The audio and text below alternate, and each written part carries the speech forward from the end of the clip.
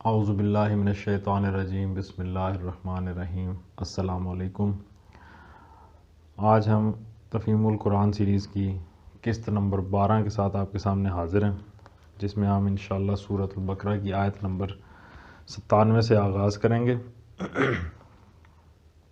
اس دعا کے ساتھ کہ اللہ تعالی ہماری زندگیوں میں آسانیاں پیدا فرمائے اور ہمیں آسانیاں بانٹنے کی توفیق عطا فرمائے۔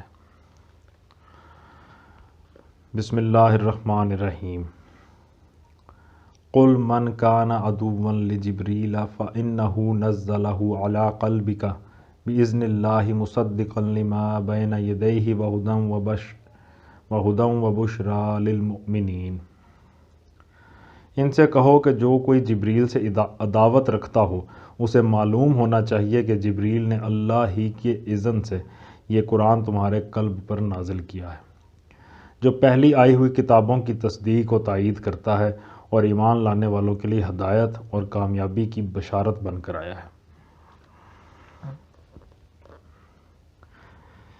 تفسیر میں آیا یہودی صرف نبی صلی اللہ علیہ وآلہ وسلم کو اور آپ پر ایمان لانے والوں کو برا نہ کہتے تھے، بلکہ خدا کے برگزیدہ فرشتے جبریل علیہ السلام کو بھی گالیاں دیتے تھے، نعوذ باللہ، اور کہتے تھے کہ وہ ہمارا دشمن ہے، وہ رحمت کا نہیں عذاب کا فرشتہ ہے، نعوذ باللہ۔ یعنی اس بنا پر تمہاری گالیاں جبریل پر نہیں بلکہ خداوند برتر کی ذات پر پڑتی ہیں۔ مطلب یہ ہے کہ یہ گالیاں تم اسی لیے تو دیتے ہو کہ جبریل یہ قرآن لے کر آیا ہے، اور حال یہ ہے کہ یہ قرآن سراسر تورات کی تائید میں ہے، لہٰذا تمہاری گالیوں میں تورات بھی حصہ دار ہوئی۔ تو اس میں لطیف اشارہ ہے کہ اس مضمون کی طرف کہ نادانوں، اصل میں تمہاری ساری ناراضی ہدایت اور راہ راست کے خلاف ہے۔ تم لڑ رہے ہو اس صحیح رہنمائی کے خلاف جسے اگر سیدھی طرح مان لو تو تمہارے ہی لیے کامیابی کی بشارت ہے۔ من کان عدوا للہ وملائکتہ ورسلہ وجبریل ومیکال فإن اللہ عدو للکافرین۔ اگر جبریل سے ان کی عداوت کا سبب یہی ہے تو کہہ دو کہ جو اللہ اور اس کے فرشتوں اور اس کے رسولوں اور جبریل اور میکائیل کے دشمن ہیں، اللہ ان کافروں کا دشمن ہے۔ وَلَقَدْ أَنزَلْنَا إِلَيْكَ آيَاتٍ بَيِّنَاتٍ وَمَا يَكْفُرُ بِهَا إِلَّا الْفَاسِقُونَ۔ ہم نے تمہاری طرف ایسی آیات نازل کی ہیں جو صاف صاف حق کا اظہار کرنے والی ہیں، اور ان کی پیروی سے صرف وہی لوگ انکار کرتے ہیں جو فاسق ہیں۔ أَوَكُلَّمَا عَاهَدُوا عَهْدًا نَبَذَهُ فَرِيقٌ مِّنْهُمْ بل اکثرهم لا یؤمنون۔ کیا ہمیشہ ایسا ہی نہیں ہوتا رہا ہے کہ جب انہوں نے کوئی عہد کیا تو ان میں سے ایک نہ ایک گروہ نے اسے ضرور ہی بالائے طاق رکھ دیا، بلکہ ان میں سے اکثر ایسے ہی ہیں جو سچے دل سے ایمان نہیں لاتے۔ وَلَمَّا جَاءَهُمْ رَسُولٌ مِّنْ عِندِ اللَّهِ مُصَدِّقٌ لِّمَا مَعَهُمْ نَبَذَ فَرِيقٌ مِّنَ الَّذِينَ أُوتُوا الْكِتَابَ كِتَابَ اللَّهِ وَرَاءَ ظُهُورِهِمْ كَأَنَّهُمْ لَا يَعْلَمُونَ۔ اور جب ان کے پاس اللہ کی طرف سے کوئی رسول اس کتاب کی تصدیق و تائید کرتا ہوا آیا جو ان کے ہاں پہلے سے موجود تھی، تو ان اہل کتاب میں سے ایک گروہ نے کتاب اللہ کو اس طرح پس پش ڈالا گویا کہ وہ کچھ جانتے ہی نہیں۔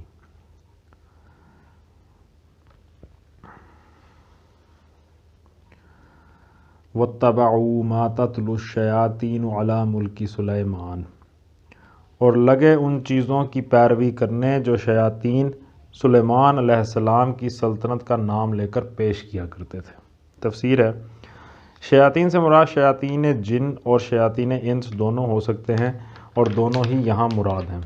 جب بنی اسرائیل پر اخلاقی و مادی انحطاط کا دور آیا اور غلامی، جہالت اور ذلت و پستی نے ان کے اندر کوئی بلند حوصلگی و اولو العزمی باقی نہ چھوڑی، تو ان کی توجہات جادو ٹونے اور طلسمات و عملیات اور تعویذ گنڈوں کی طرف مبذول ہونے لگی۔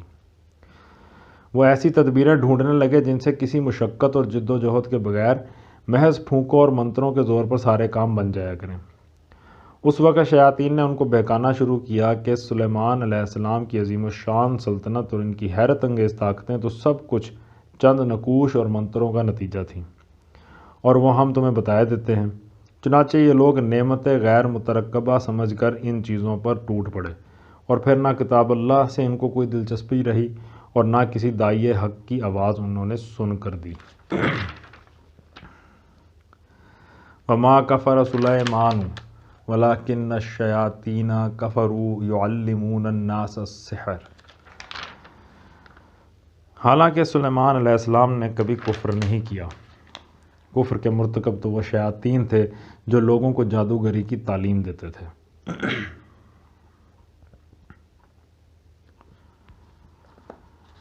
وما انزل علی الملکین ببابل ہاروت و ماروت۔ وہ پیچھے پڑے اس چیز کے جو بابل میں 2 فرشتوں ہاروت و ماروت پر نازل کی گئی تھی۔ وما يعلمان من احد حتى يقولا انما نحن فتنة فلا تکفر۔ حالانکہ وہ فرشتے جب بھی کسی کو اس کی تعلیم دیتے تھے تو پہلے صاف طور پر متنبہ کر دیا کرتے تھے کہ دیکھ ہم محض ایک آزمائش ہے، تو کفر میں مبتلا نہ ہو۔ اس کی تفسیر ہے کہ اس آیت کی تعبیر میں مختلف اقوال ہیں، مگر جو کچھ میں نے سمجھا ہے وہ یہ ہے کہ جس زمانے میں بنی اسرائیل کی پوری قوم بابل میں قیدی اور غلام بنی ہوئی تھی، اللہ تعالیٰ نے 2 فرشتوں کو انسانی شکل میں ان کی آزمائش کے لیے بھیجا ہوگا۔ جس طرح قوم لوط کے پاس فرشتے خوبصورت لڑکوں کی شکل میں گئے تھے، اسی طرح ان اسرائیلیوں کے پاس وہ پیروں اور فقیروں کی شکل میں گئے ہوں گے۔ وہاں ایک طرف انہوں نے بازار ساحری میں اپنی دکان لگائی ہوگی، اور دوسری طرف وہ اتمام حجت کے لیے ہر ایک کو خبردار بھی کر دیتے ہوں گے کہ دیکھو ہم تمہارے لیے آزمائش کی حیثیت رکھتے ہیں، تم اپنی عاقبت خراب نہ کرو، مگر اس کے باوجود لوگ ان کے پیش کردہ عملیات اور نقوش اور تعویذات پر ٹوٹے پڑتے ہوں گے۔ فرشتوں کے انسانی شکل میں آ کر کام کرنے پر کسی کو حیرت نہ ہو، وہ سلطنت الہی کے کار پرداز ہیں۔ اپنے فرائض منصبی کے سلسلے میں جس وقت جو صورت اختیار کرنے کی ضرورت ہوتی ہے وہ اسے اختیار کر سکتے ہیں۔ ہمیں کیا خبر کہ اس وقت بھی ہمارے گرد و پیش کتنے فرشتے انسانی شکل میں آ کر کام کر جاتے ہوں گے۔ رہا فرشتوں کا ایک ایسی چیز سکھانا جو بجائے خود بری تھی، تو اس کی مثال ایسی ہی ہے جیسے پولیس کے بے وردی سپاہی کسی رشوت خوار حاکم کو نشان زدہ سکے اور نوٹ لے جا کر رشوت کے طور پر دیتے ہیں تاکہ اسے عین حالت ارتکاب جرم میں پکڑیں، اور اس کے لیے بے گناہی کے عذر کی گنجائش باقی نہ رہے۔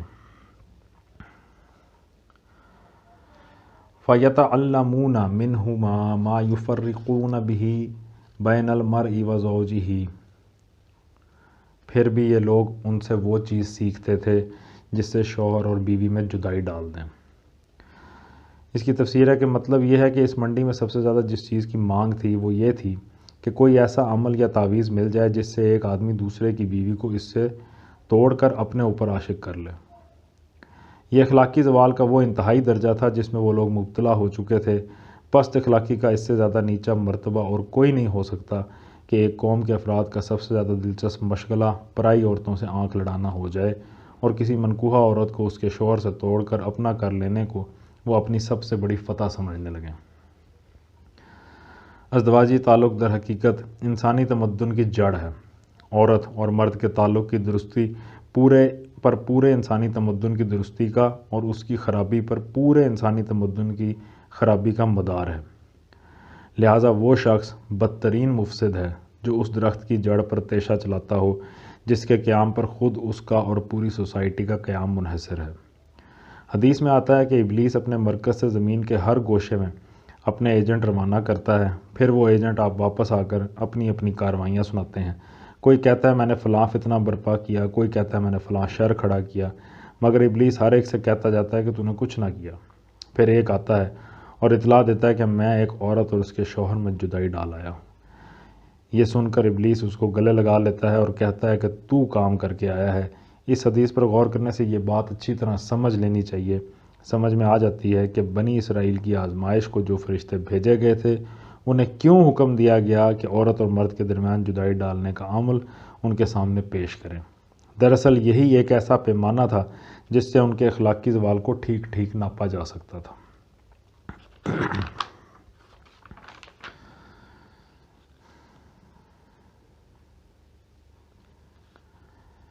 وَيَتَعَلَّمُونَ مَا يَضُرُّهُمْ وَلَا يَنفَعُهُمْ، مگر اس کے باوجود وہ ایسی چیز سیکھتے تھے جو خود ان کے لیے نفع بخش نہیں بلکہ نقصان دہ تھی۔